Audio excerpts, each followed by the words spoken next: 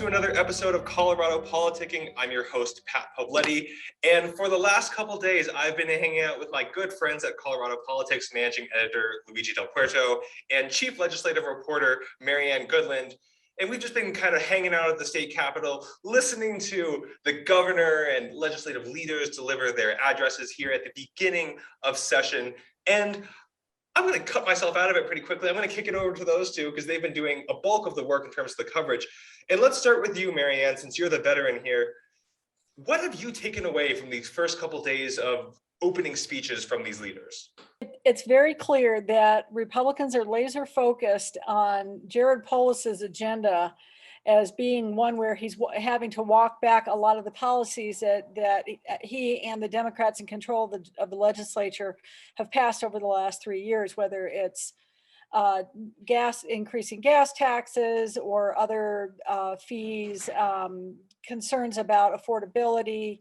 It's really been very, very interesting to see just how focused they are on these issues and wanting to promote these issues as their own and claiming that the Democrats are sort of copycatting what they've been doing. It has been interesting. I had a couple of lawmakers today, the Republican lawmakers, who told me that Jared Polis sounds like he's about to switch parties. Not sure we're going to go that far yet, but you know, it was a very different kind of speech than what we've seen from the governor in the last couple of years.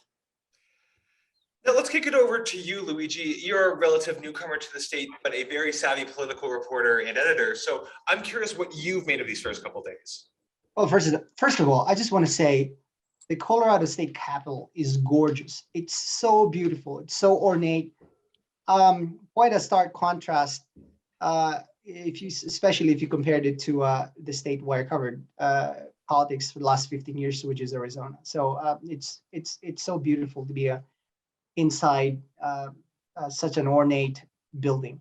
I think what's very clear to me is that as a public servant, you can talk about many great things, programs you've implemented, accomplishments in all kinds of places. But I think when your constituents face existential questions, life and death situations, where you're really forced to reckon with these hard realities. And I think that's what happened today with the governor's speech and yesterday with the legislative leaders' speeches as well. So Luigi, let's stick with you for just a second here, because I'm curious about that reckoning with hard truths.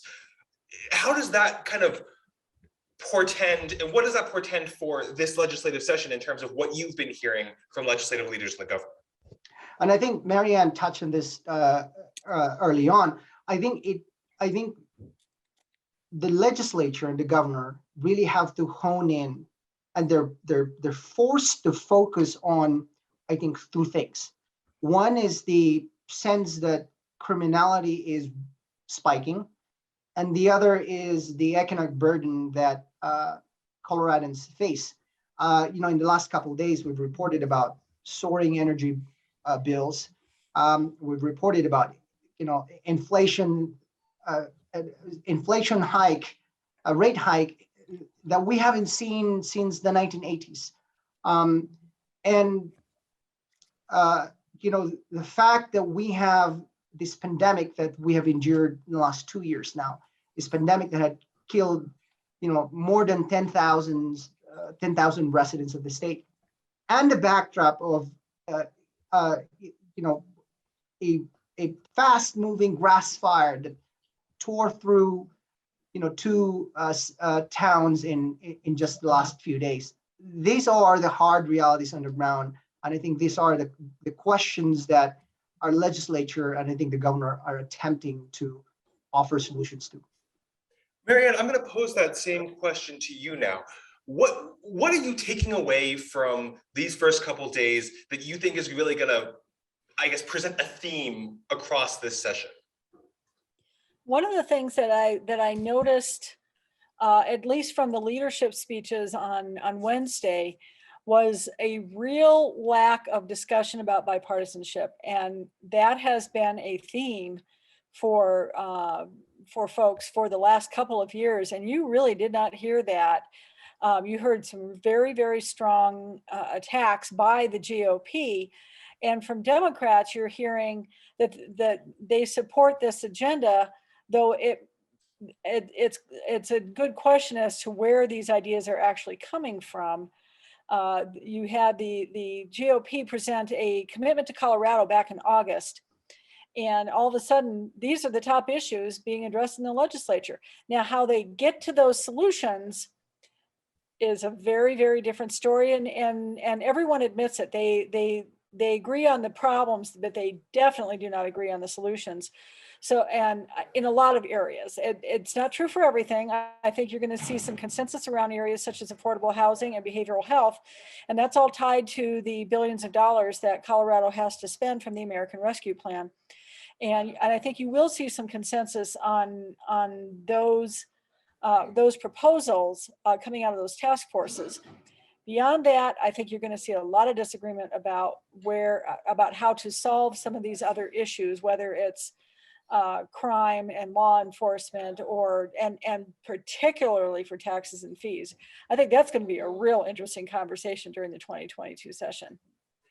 And to that point, Marianne, I think there's actually something really interesting, and this is kind of in the weeds. I'm not sure a lot of people picked up on it from the address that Speaker Alec Garnett gave. And I'm going to read an excerpt for both of you real quick, which I found really interesting. And it came to talking about decorum. Here's the quote.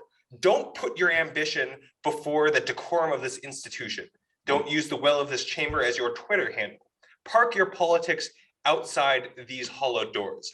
And Marianne, I think you gave a great description of it. I think there is going to be quite a bit of butting heads. And as you and I both reported on last session, that butting heads kind of crossed the line a couple times in the House chamber. So at least from my perspective, that's one thing, kind of an in the weeds thing, not necessarily a big picture policy thing, that I'll be watching this legislative session. But for Marianne and her excellent points and continued excellent coverage, and for Luige del Puerto, I'm Pat Poblete. Thank you so much for taking the time to join us. And we are going to be returning to a semi-regular schedule with Colorado Politicking now that the legislative session is back. We'll be here every week, so we will be seeing you next week. Thanks for taking the time to join us.